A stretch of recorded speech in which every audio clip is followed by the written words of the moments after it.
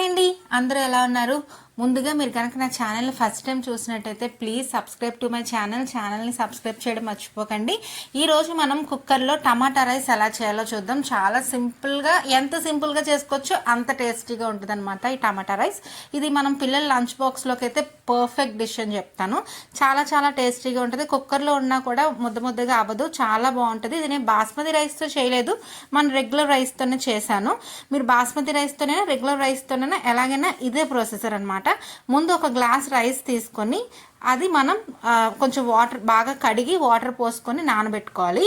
ఈ మనం ప్రొసెసర్ అంతా అయ్యే లోపల ఈ రైస్ నానుతుంది అనమాట. ఓకే, బాస్మతి రైస్ అయినా పర్లేదు, మన రెగ్యులర్ రైస్ అయినా పర్వాలేదు. ముందుగా స్టవ్ ఆన్ చేసుకొని కుక్కర్ పెట్టుకొని ఈ కుక్కర్లో మనం కొంచెం ఆయిల్ వేసుకుందాం. ఒక స్పూన్ ఆయిల్, అలాగే కొంచెం నెయ్యి, ఒక స్పూన్ నెయ్యి ఇష్టంలో స్కిప్ చేయొచ్చు, బట్ నెయ్యి వేస్తే టేస్ట్ చాలా బాగుంటుంది. సో నెయ్యి వేయడానికి ట్రై చేయండి. ఒక స్పూన్ నెయ్యి వేసుకొని ఈ రెండు ఒకసారి బాగా మిక్స్ చేసుకొని కొంచెం వేడైన తర్వాత మనం మసాలా దినుసులు వేసుకోవాలి. మసాలా దినుసులు అంటే బిర్యానీ ఆకు, చెక్క, లవంగం, యాలక్కాయలు, కొంచెం జీలకర్ర కూడా వేసుకోవాలి. ఇవన్నీ కూడా కొంచెం దోరగా వేగేదాకా వేపుకోవాలన్నమాట. కొంచెం జీలకర్ర వేసిన తర్వాత కొంచెం వేపాలి. దోరగా వేగిన తర్వాత జీలకర్ర వేగితే బాగుంటుంది. సో జీలకర్ర వేగేదాకా కొంచెం ఒక 1 మినిట్ అలా వేపితే సరిపోద్ది. ఈ లోపల మనం ఇవి వేగే లోపల ఆనియన్స్ కట్ చేసుకోవచ్చు. ఒక పెద్ద సైజ్ ఆనియన్ తీసుకొని ఇలా చిన్న చిన్న ముక్కలుగా కట్ చేసుకొని ఈ కుక్కర్లో వేసుకోండి. ఓకే, ఆనియన్స్ కొంచెం మనం మరీ డార్క్గా వేగిపోక్కర్లేదు, కొంచెం దోరగా వేగితే చాలు. ఆనియన్స్ కొంచెం వేగుతున్నాయి అనే టైంకి మనం కొంచెం కరివేపాకుని చిన్న చిన్న ముక్కలుగా కట్ చేసుకొని ఇందులో వేసుకుంటాను. అంటే కరివేపాకు పిల్లలు తినరు కదా, పక్కన పెట్టేస్తారు.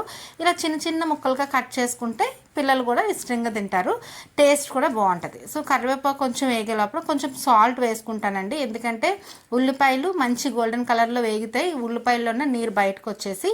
సో అందుకని ఉల్లిపాయలు వేగేటప్పుడే కొంచెం సాల్ట్ కూడా నేను వేసుకుంటాను. సాల్ట్ వేసుకొని వేగిన తర్వాత చూసారా, ఉల్లిపాయలు ఇలా వేగితే చాలు. ఇప్పుడు ఒక స్పూన్ అల్లం వెల్లుల్లి పేస్ట్ కూడా వేసి అల్లం వెల్లుల్లి పేస్ట్ నుంచి పచ్చివాసన పోయేదాకా అల్లం వెల్లుల్లి పేస్ట్ వేపుకోవాలి.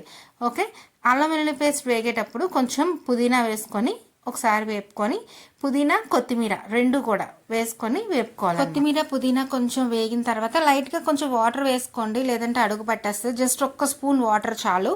కొంచెం వాటర్ వేసుకున్న తర్వాత ఇందులోకి తగినంత కారం, ఉప్పు వేసుకోండి.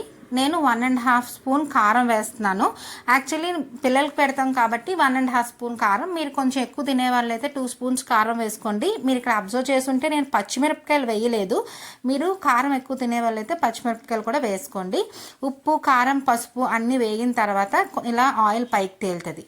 ఈ టైంలో మనం 2 మీడియం సైజ్ టమాటాలని ఇలా పెద్ద పెద్ద ముక్కలుగా కట్ చేసుకోండి. అలాగే 2 మీడియం సైజ్ టమాటాలని ఇలాగ జ్యూస్ కింద చేసుకోండి. అంటే మొత్తం 4 మీడియం సైజ్ టమాటాలు తీసుకుంటే చాలు.